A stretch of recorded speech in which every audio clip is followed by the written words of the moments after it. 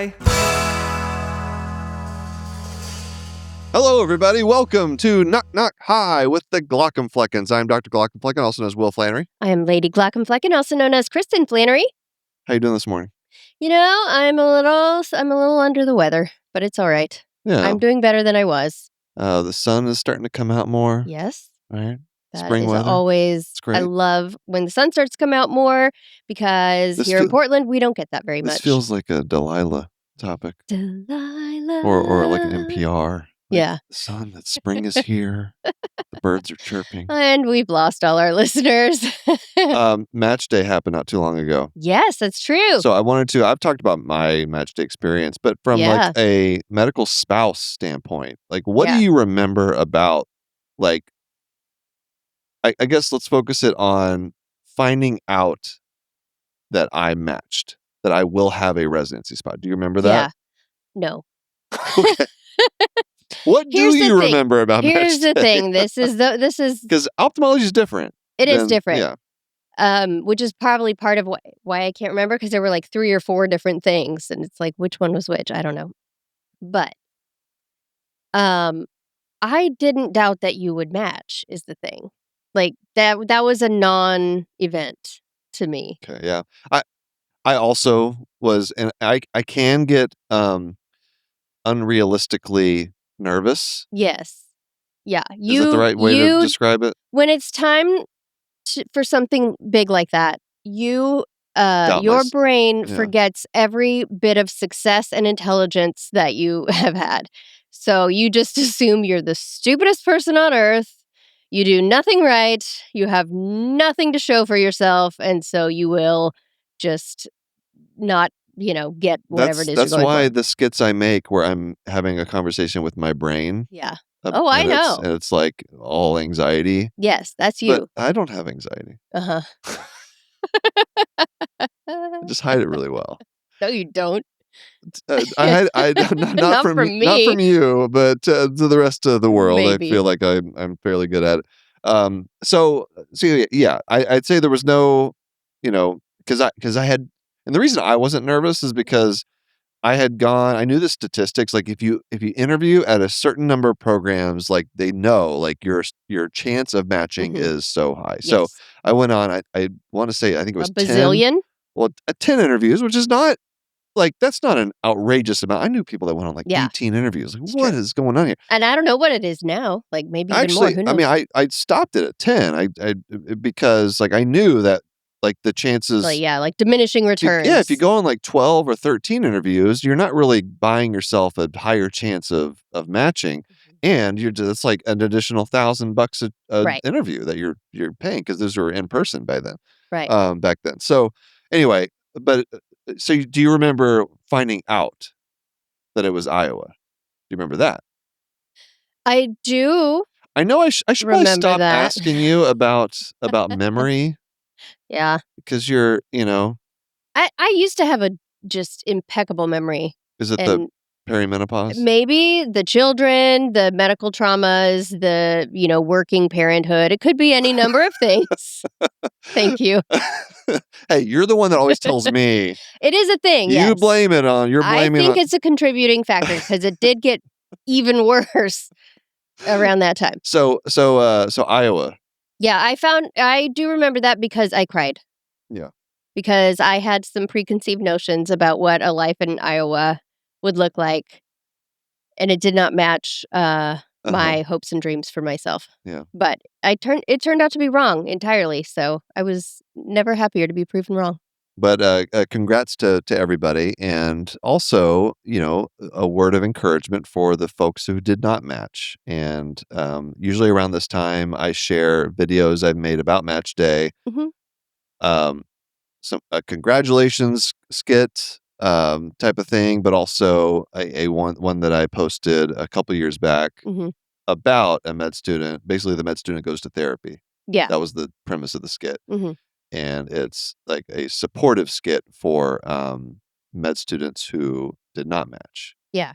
And so I'll be reposting that this year. By this time you hear this, it's probably already been reposted. But if you know somebody who is really struggling, because that Like, I really worry about the mental health of med students around match day. Can I tell a story? It's not a story. That's a bad way to put it. But this time of year, I typically will put out a video talking about how, like, okay, look, I didn't go to med school, but a very similar, analogous thing of I spent my whole life being a student, working towards one goal. I thought I was going to be, an academic, a professor. And then it turned out I didn't like what that career meant for your lifestyle and things. There were some things that I discovered along the way that I was like, oh, this actually is not the career for me. And it's a little different because it was like my decision, but it did feel like such a failure. It felt like, what now? Like, this is all I know. This is all I've ever been. This is all I've ever worked toward. Now what? And it took a good couple years of like existential crisis trying to like rediscover what it is that I wanted to do and who I was now at this point in my life and whatever. So, but here's the thing that I want people to take away is, at the time that seemed like the worst thing that has ever happened to me. And honestly, it may have been the best in retrospect.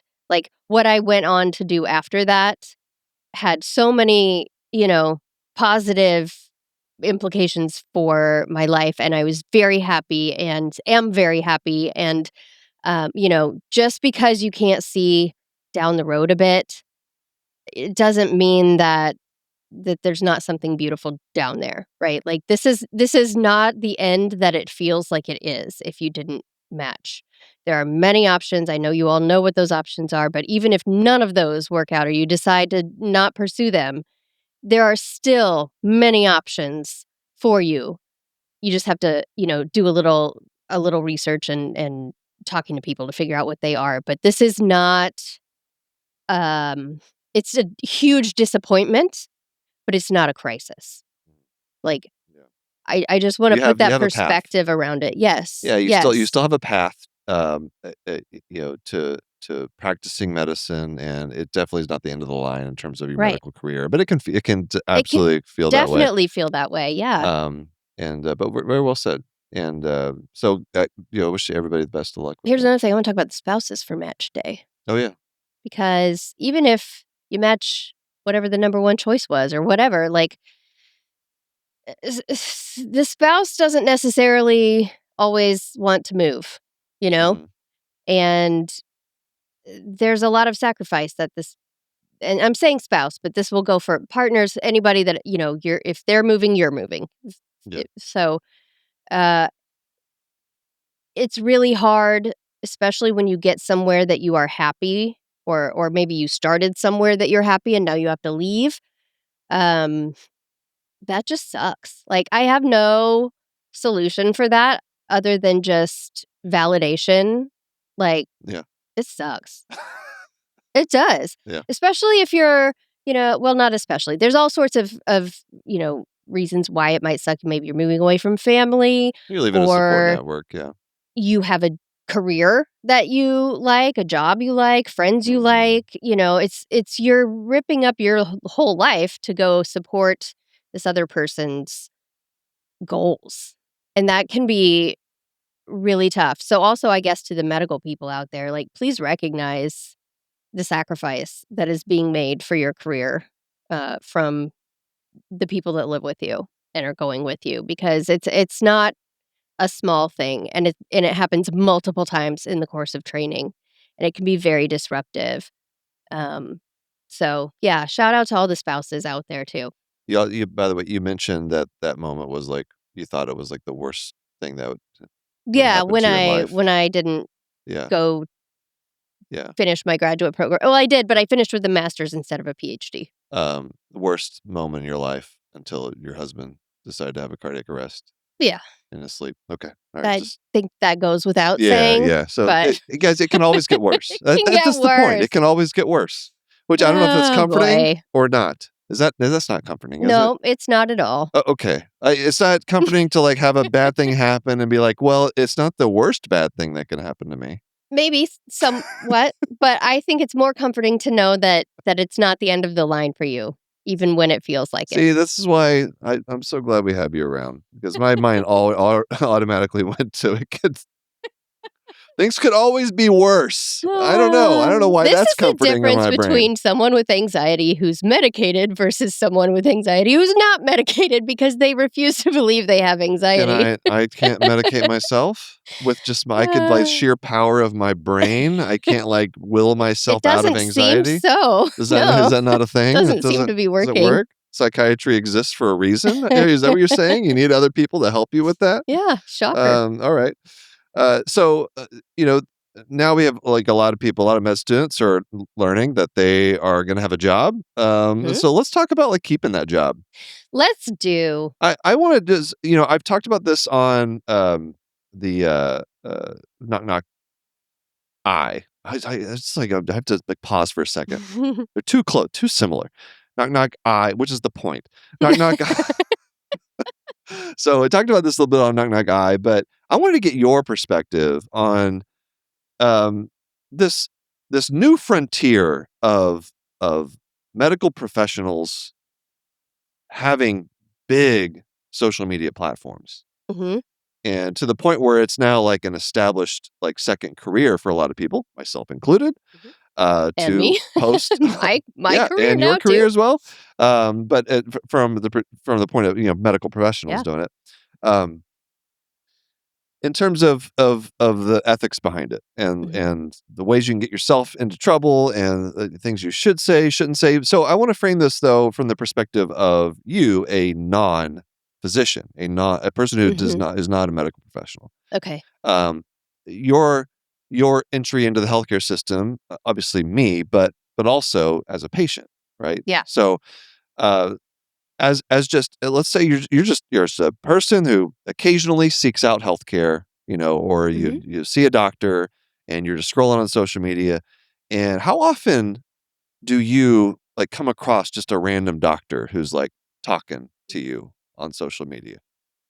I don't think it's common. I have Your my algorithm Lady doesn't. Yeah. Glaucomflecken accounts where I see a lot of medical content, obviously, but I have my personal accounts where I'm just following friends and family. I don't see it over there at all. So, I think it depends on what it is that you're looking for and interacting. It's algorithm based. So if you're not Yeah, right. in medicine, you probably don't get a lot of medical content served up to you. And the reason I'm asking this is because one thing I talk about a lot is obviously not making fun of patients, and you don't want to do anything that's going to undermine the public's trust in what we do as medical professionals. Yes. But I'm also wondering if are we just when people post things that are inappropriate and there's a big backlash, people get mad at that person and stuff like that's happened to me too. I've said some, you've made some mistakes. I've made some jokes that people got mad at me for. Are we just kind of policing each other for the most part? Or is the concern that, there's no right answer to this, but I'm wondering if we're just kind of in our own big healthcare social media bubble. Absolutely.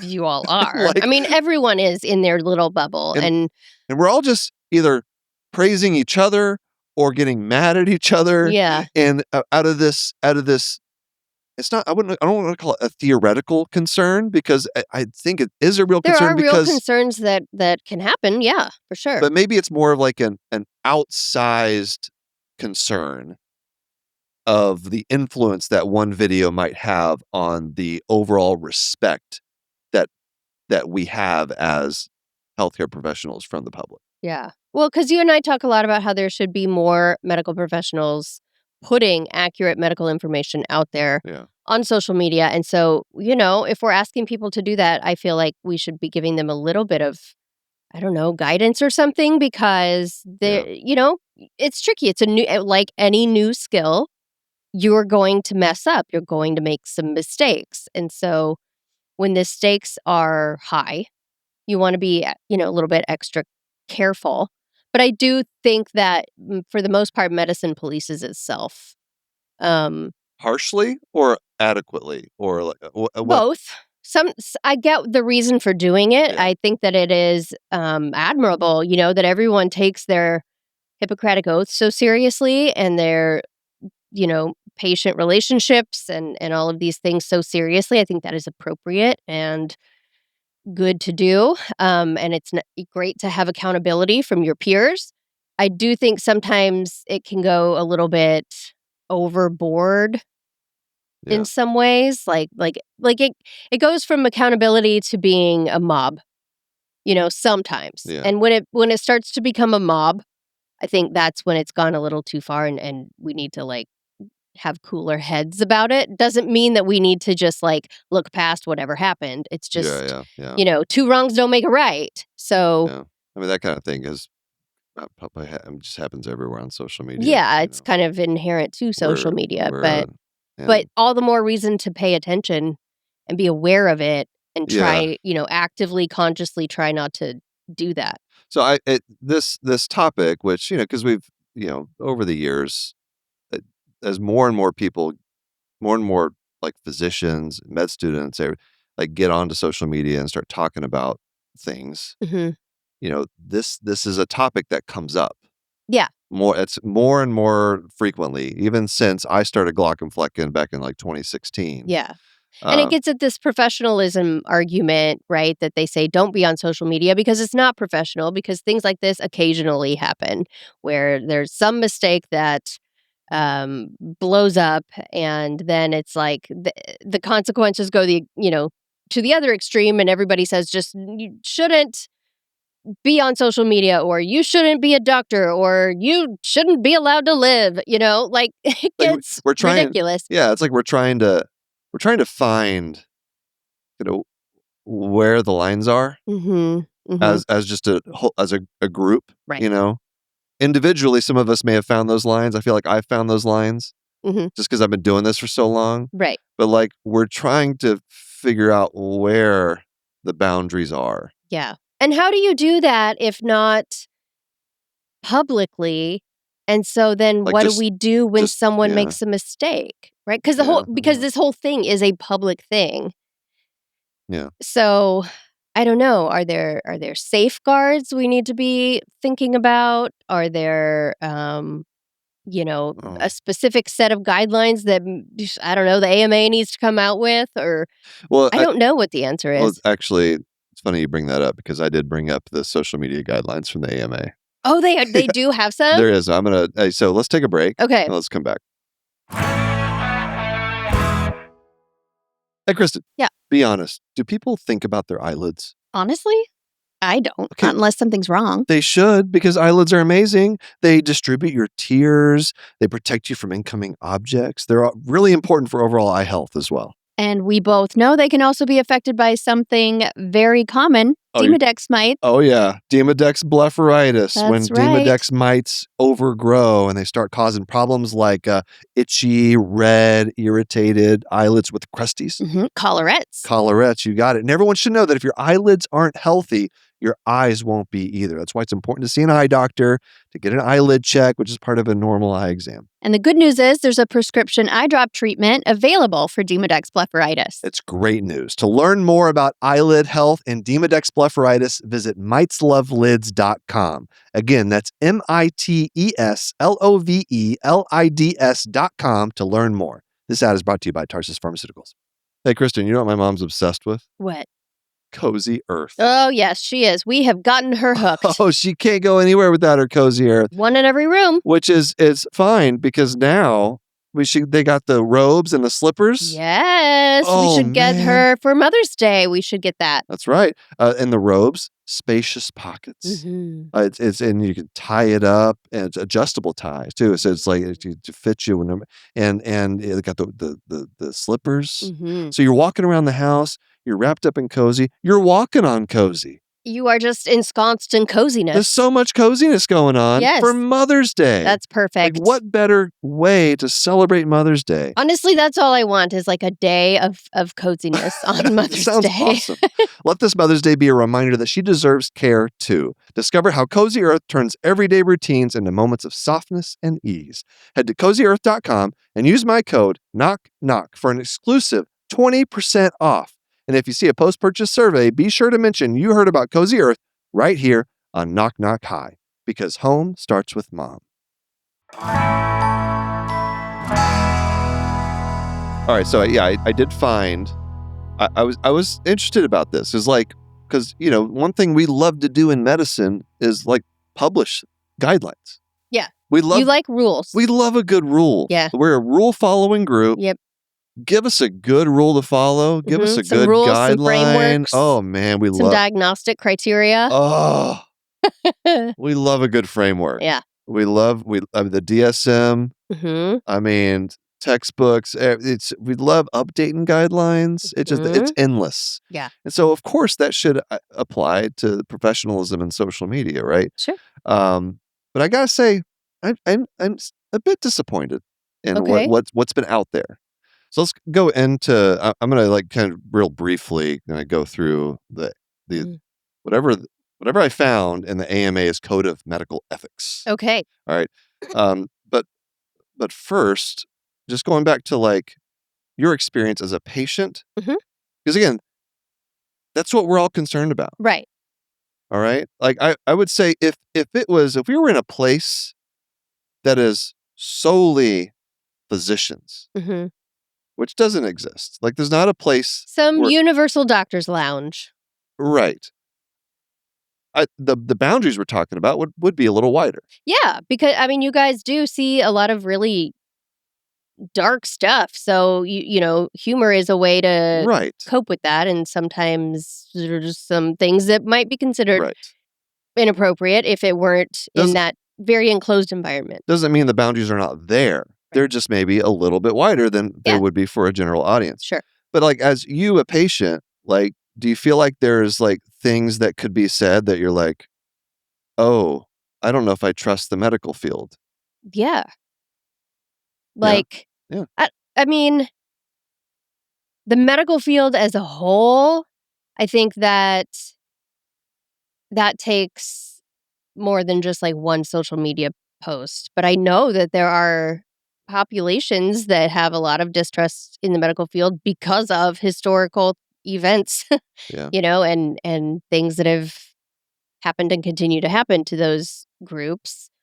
I think on an individual level, I definitely...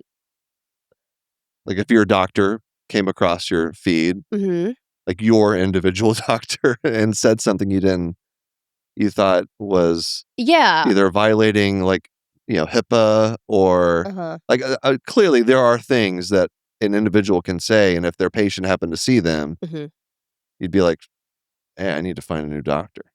Yeah, definitely. And even not my own doctor, but just things like, especially things that are really vulnerable, or things mental that you might health be embarrassed about. Yeah. If you see anyone in that field, saying something that makes you uncomfortable about that, like it takes a lot of work for a patient to let their guard down, go to the doctor.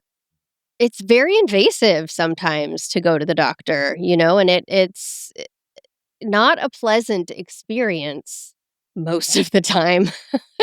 So unless it's the dentist and you just fall asleep right in the chair. Yeah. It's that massage chair, man. Anyway, in those cases, I think that it's a very tenuous, like the only thing that makes that feel okay to me is I tell myself, well, they see things all the time.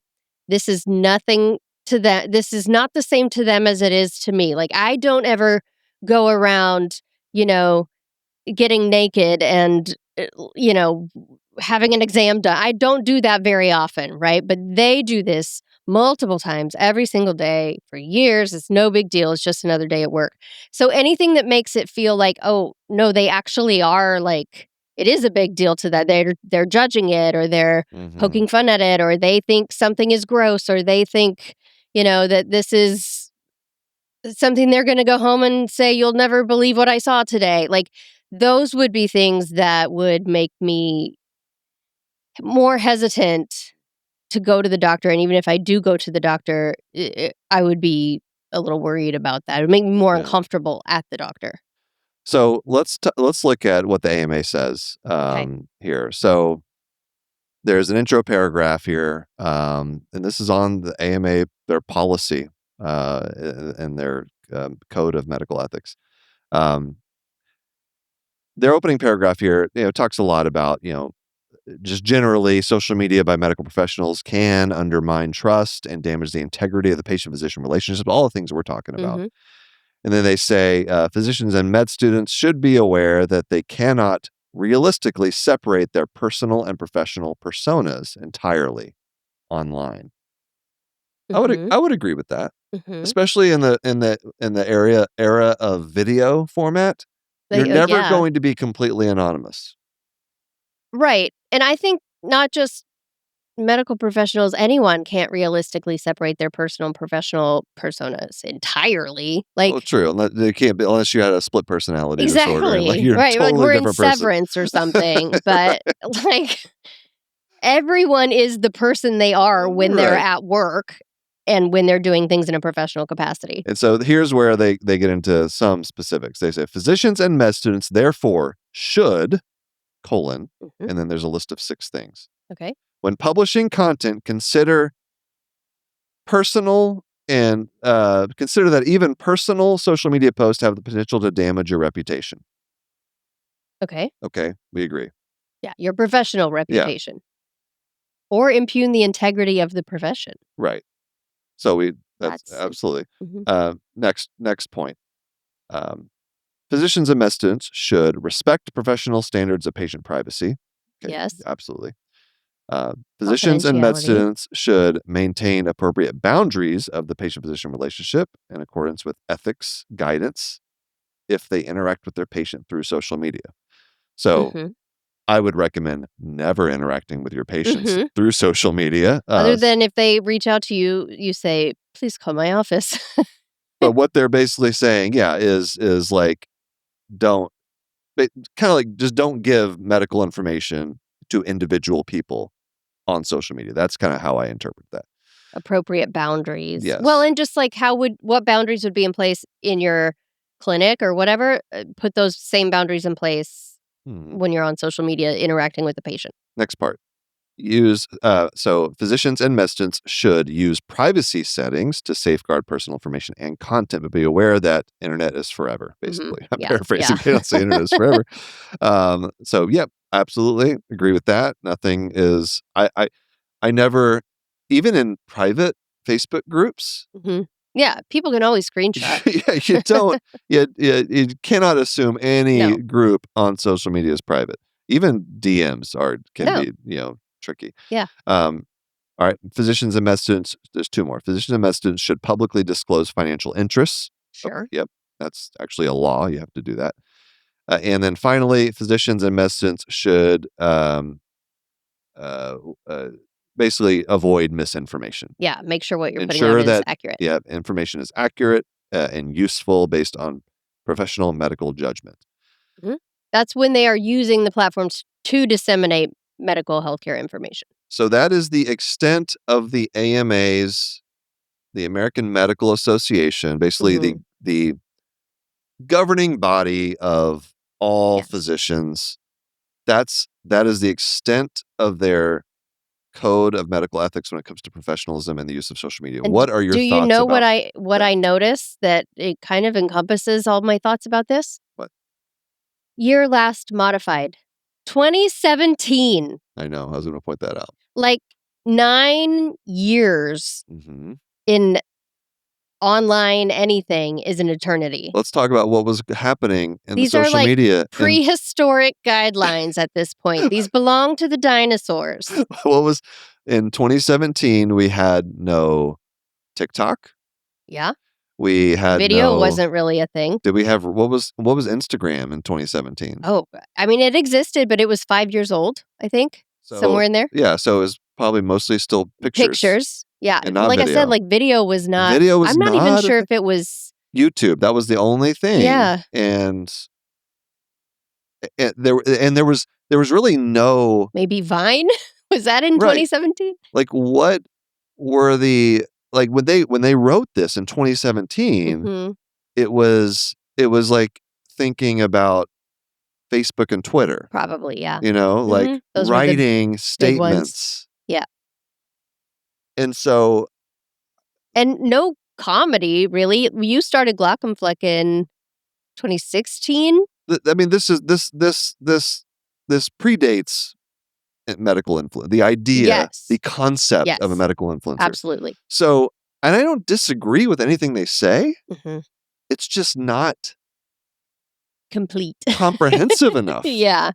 Right? We need to be talking and we need the guidelines that are a little bit more granular now. And that are updated very frequently because, especially now with AI, like everything is moving just so fast. And so you got to move fast if you want to keep it contained. You have to be updating your guidelines and staying up to date on things. Yeah. So talking about video for like what, and specifically like what can you include? I would love to see a statement about like, not ridiculing patients. I mean, that seems, and to a lot of people, go without saying. It seems obvious, but it's. Well, maybe because when you say it that way, it's like they're not ridiculing sometimes, right? Sometimes they're not ridiculing an individual patient. They're not showing a face. They're not saying a name, but they are. I've seen a few where they are ridiculing conditions or, some aspect of the job that deals with body parts or disease or something that the patient would have. I think extending don't ridicule patients into that area in your mind would be a good thing to do. Yeah. Not just, oh, well, there were no patients in the video. And another part, just aside from the comedy aspects of it, which you could certainly explore more. I mean, not everybody does medical comedy. I would say potentially an even bigger concern is the part about like financial disclosures and partnerships and brand deals.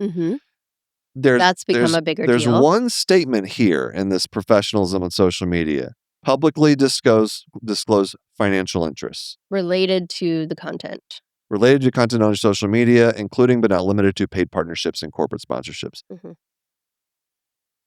That we need more there. We need like examples. We need examples of good disclosure, examples of bad disclosure. Right. But also beyond that, not all brand deals are created equal here, right? Like, there are bad companies out there, supplements, things. There's nothing. Things that are not evidence-based. There's nothing here about evidence-based. Exactly. And so we have pre-meds and med students that are being approached. Yeah.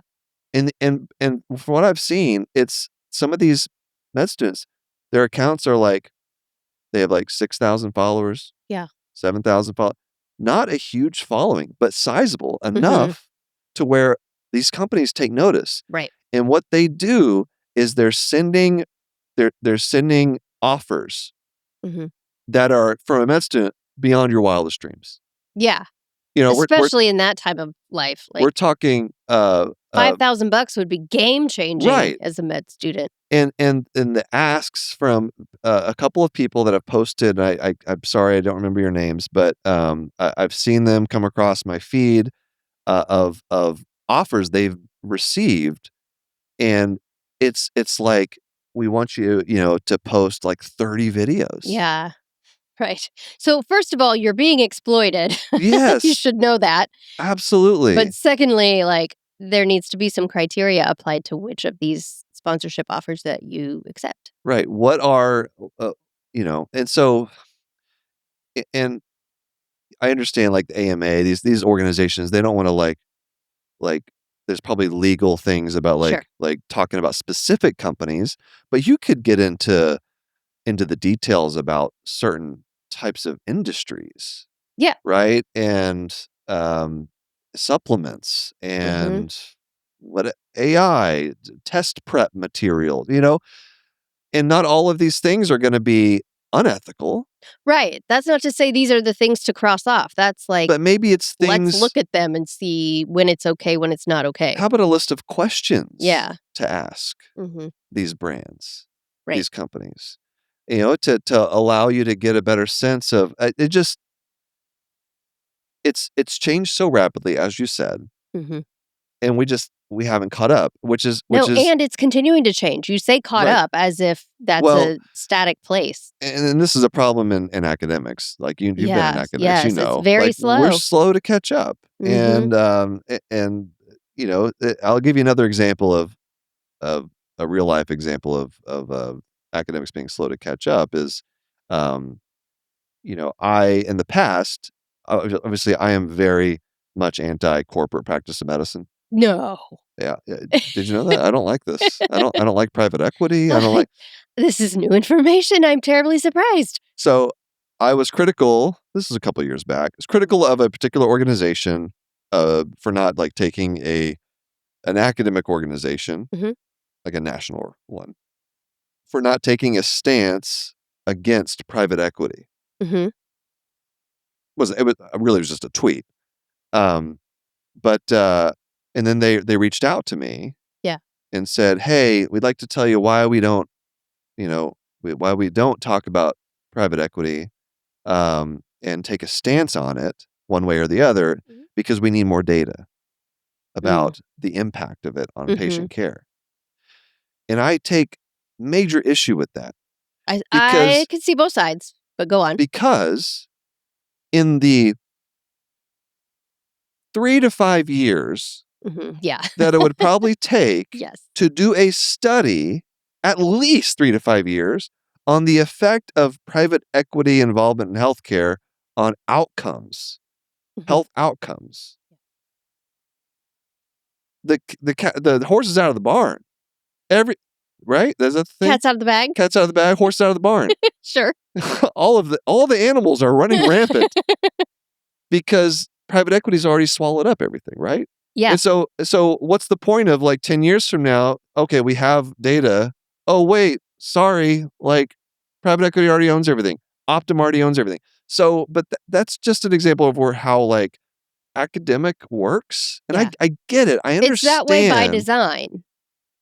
But it's not aligned with what the reality is. Correct. And how quickly some things move. I think there needs to be a bit more modularity introduced into academia. And what I mean by that is there are instances in which it is very appropriate to be slow, right? To take your time, to gather all the information, make sure everything is accurate, 100%.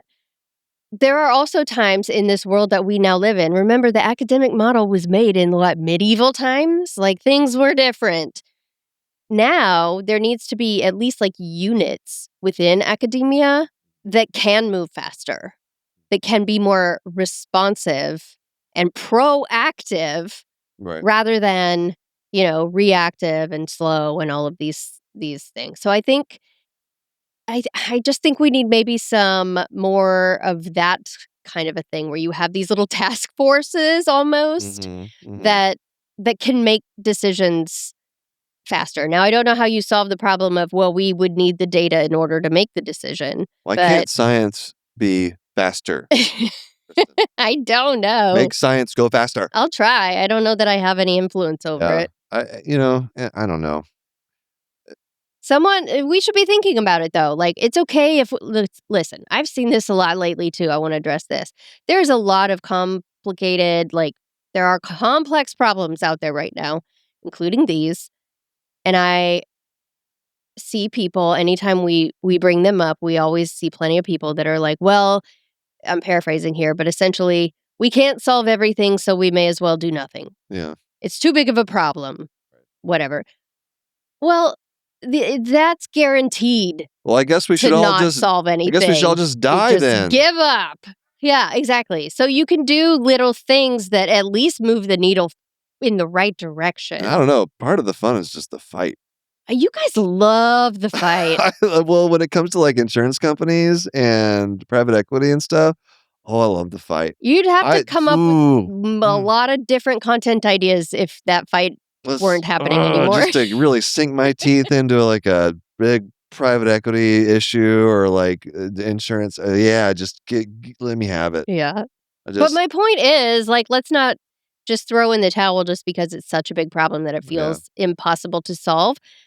There are pieces that are possible to solve. Let's just bite off little pieces and start there. And if enough people do that, then eventually, it's you eat an elephant one bite at a time metaphor. Who on earth is eating elephants? I don't know. Maybe some people do. Nobody should eat. I don't think anybody eats elephants. Yeah. I don't think elephant meat's a thing. I don't know. I would assume they have a lot of it. Yeah. But don't eat. Don't do it. I don't even think. Have you heard that metaphor before? Yes. Have you not? Eating an elephant? Yes.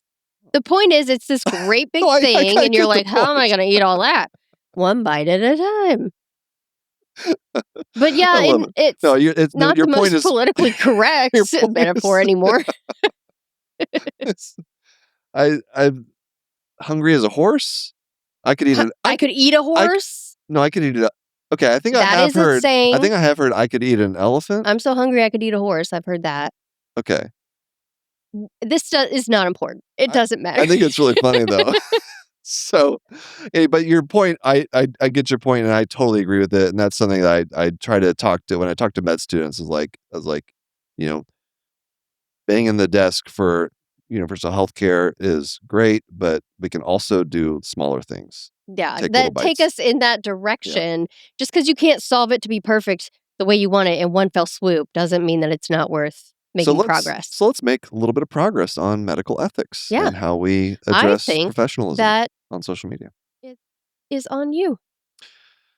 Okay. Let us know what you thought of this episode. That's it for Glock Talk. And you can send us I'm sure people have thoughts about these things. I mean, there's no right or wrong answer. So now this is a topic is a gigantic debate. It's a blank canvas that we can paint our own our master social media professionalism masterpiece. Yeah. But listen, when you have thoughts, let's remember also to be civil to each other. Always. And always. Let's do more of a debate club style than a social media mob style discussion, shall we? Let us know. Email us knockknockhi@human-content.com. Visit us on our social media platforms. We also have a lot of great pods over on Human Content, Instagram and TikTok. Check it out at Human Content Pods. We also want to thank all the listeners leaving feedback and reviews. If you subscribe and comment on your favorite podcasting app or on YouTube, we can give you a shout out. Like today at Joshua Weathers 2242 on YouTube said, "New fear unlocked. Super glue plus eyeball." It is a fear for a lot of people. That would not be good. It wouldn't be comfortable. Also, you would lose your eyelashes. That's what I have learned. Yep. Super glue plus eyeball equals scissors. Yeah, but that should actually make people feel better. You just trim the lashes and the eye will open up 99 times out of 100. In some ways that makes me feel better, and in some ways that's a real bummer. Full video episodes are up every week on our YouTube channel at Glauc and Fleckins. We also have a Patreon, fun perks, bonus episodes, hang out with other members of the Knock Knock Hi community, interactive Q&A live stream events, early after episode access, much more. Patreon.com/Glauc and Fleckin, or go to glaucandfleckin.com. Speaking of Patreon community perks, new member shout out, Lisa A. Lisa, thank you for joining. And shout out to the Jonathans, a virtual head nod to you all. Lucia C., Edward K., Marion W., Mr. Granddaddy, Caitlin C., Brianna L., MP Cole, Tracy B., Mary H., Keith G., Parker, Muhammad L., David H., Kaylee A., Gabe, Gary M., Eric B., Marlene S., Scott M., Kelsey M., Dr. Hoover, Sean M., Ryan and Jess K., Hawkeye MD, Bobby Salt, and Shawnee D. I love all of you. You're all so wonderful. Patreon will let time ran. Shout out to somebody on emergency medicine tier. Did you get that? Did you get what I just said? Yes. Jamie R. Thank you, Jamie. Thank you for being a patron. And thank you all for listening. We're your hosts, Will and Kristin Flannery, also known as the Glauc and Fleckins. Our executive producers are Will Flannery, Kristin Flannery, Aaron Cordy, Rob Goldman, and Shanti Burke. Our editor and engineer is Jason Portiz. Our music is by Omer Ben-Zvi. To learn about Knock Knock Hi's program disclaimer, ethics policy, submission verification, and licensing terms, and HIPAA release terms, go to glaucandfleckin.com or reach out to us, knockknockhi@human-content.com with questions, concerns, or fun medical puns. Knock Knock Hi is a Human Content production.